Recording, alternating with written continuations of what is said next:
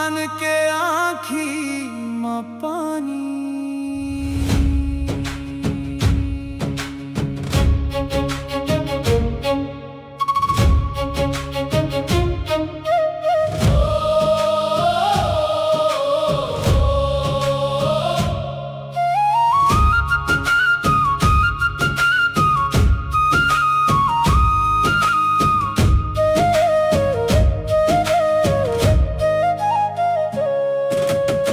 सरले उठते ददा हल ले धरती जोत थे, पसीना के हर बूंद ले सपना नवा बोवत है।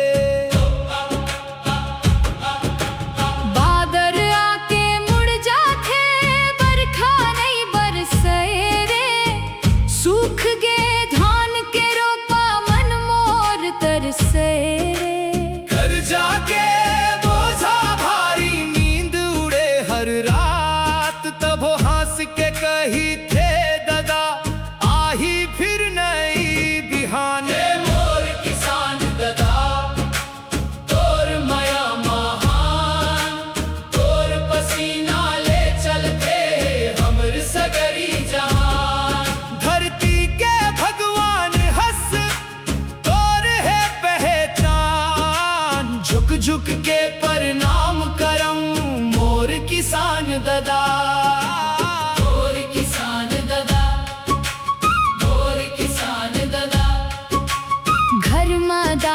जोहत रही थे नान कुन लई कहाँ से, ददा का बाहू पूछत रही थे मन भीतर ले कांदे। धान मक्कार हर बो के सपना ला सजा थे, फसल भी कही तनई कपड़ा लई का बर लाथे। आंधी आए पानी आए कभो हिम्मत नहीं हारे, धरती मैया के बेटा हर दुखला सही जाते। जय हो किसान ददा, जय हो तोर मान, तोर मेहनत ले भरते हर घड़ी के धान। छत्तीसगढ़ के शान हवस भारत के अभिमान, जियत रहब ददा मोर जय हो किसान। धरती मैया गवाही देवे, किसान ले सुंदर कोनो नहीं।